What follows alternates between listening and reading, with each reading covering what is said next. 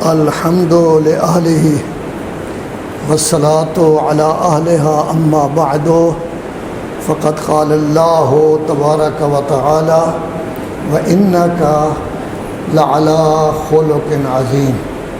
اللہ تبارک و تعالی نے اپنے انبیاء، رسول، ائمہ کو بھیجا تاکہ حضرت انسان کو انسان رہنے کا گر سکھائیں کہ انسان واقعاً انسان ہے یا نہیں۔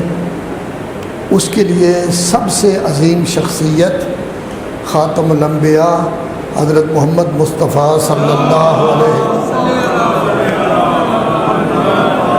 علیہ وسلم کو بھیجا گیا، اور یہ واحد رسول ہیں کہ اللہ تبارک و تعالی نے آپ لوگوں پر چوتھا پارہ سورہ آل عمران میں احسان جتایا ہے کہ میں نے اس طرح کا رسول آپ لوگوں کے لیے بھیجا ہے جو آپ کو کتاب کی تعلیم دے گا، کتاب کے معنی بتائے گا، حکمت کی تعلیم دے گا، جس کی وجہ سے آپ کے نفس، آپ کا باطن، آپ کا اندر، آپ کا باہر پاکیزہ ہو جائے گا۔ جتنے پاکیزہ آپ بنتے جانتے جائیں گے اتنا ہی اللہ کے احکام کی زیادہ سے زیادہ پیروی کرتے جائیں گے۔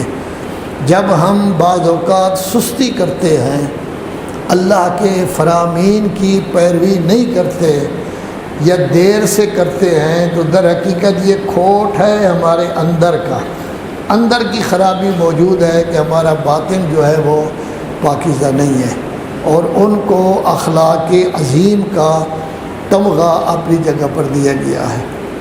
اخلاق کے لیے بہت ساری چیزوں کی ضرورت ہے۔ انسان میں تکبر نہیں ہونا چاہیے، حرص نہیں ہونا چاہیے، لالچ نہیں ہونی چاہیے، ضرورت سے زیادہ دنیا کی محبت نہیں ہونی چاہیے، بزدلی نہیں ہونی چاہیے، کمزوری نہیں ہونا چاہیے۔ لذا ذکر کر رہے تھے کہ دو چیزوں میں سے ایک ہونی چاہیے، ایک نہیں۔ جو نہیں ہونی چاہیے وہ ہے جبن، بزدلی۔ یہ عربی کا لفظ ہے جبن، اس کا معنی بزدلی ہے۔ اسی کو اگر جبن پڑھ دیں تو اس کا معنی پنیر ہے۔ اب پتہ نہیں پنیر آپ لوگ کھاتے ہیں یعنی ایران والے، عراق والے تو پنیر بہت زیادہ، تو جبن کا معنی بزدلی، جبن کہہ دیں تو وہی پنیر بن جائے گا۔ تو گویا جبن نہیں ہونا چاہیے، بلکہ کیا ہونی چاہیے؟ بہادری، شجاعت۔ اب شجاعت دو قسم کی ہے، ایک ہے جنگ میں شجاعت، جنگ میں بہادری۔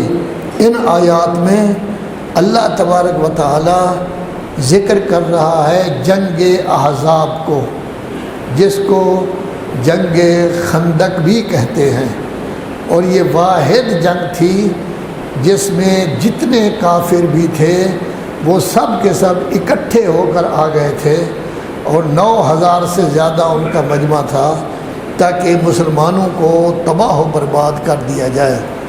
تو یہ سب اکٹھے ہو کے آ گئے تھے، لیکن سلیمان فارسی نے گر بتایا تھا جنگ میں کامیابی کا کہ مدینہ کے ارد گرد خندق کھول دیں تاکہ مدینہ میں رہنے والے بچے، عورتیں حفاظت کے ساتھ رہیں۔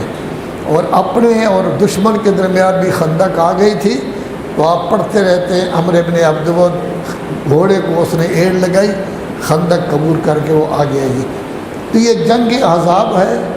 اس کا قصہ کبھی کبھی آپ کو موقع ملے تو قرآن مجید 21ویں پارے میں ہے سورہ احزاب، الف ہے زے الف بے احزاب حزب۔ یہ چونکہ کئی حزب تھے لذا اس کا نام سورہ احزاب قرار دیا گیا ہے۔ اس میں پوری تفصیل کے ساتھ یہ بیان کیا گیا ہے کہ مسلمان آتے تھے رسول اللہ کی خدمت میں، عرض کرتے تھے یا رسول اللہ ہمارے گھر بالکل اکیلے ہیں، فلاں کی ماں بیمار ہے، فلاں کی بیوی بیمار ہے، دوائی دینے والا کوئی نہیں، یہ ہے وہ ہے۔ قرآن مجید نے دوائی وغیرہ کا تذکرہ نہیں کیا، لیکن اس کا تذکرہ کیا ہے کہ ہمارے گھر اکیلے ہیں، وہاں کوئی ہے نہیں۔ قرآن کہتے ہیں غلط کہتے ہیں، اللہ فرماتا ہے غلط کہتے ہیں، کوئی گھر اور نہیں، اصل میں یہ بھاگنا چاہتے ہیں۔ پھر اللہ فرماتا ہے بھاگ کر کہاں جاؤ گے؟ کیا گھر چلے جاؤ گے؟ بستر پر موت نہیں آئے گی؟ جب کام کر رہے ہوگے اس وقت موت نہیں آ سکتی، جب اٹھ کر چل رہے ہوگے اس وقت بھی موت آ سکتی ہے، سوئے ہوئے ہوگے تب بھی موت آ سکتی ہے، تو موت سے گھبرانے کی کیا ضرورت ہے۔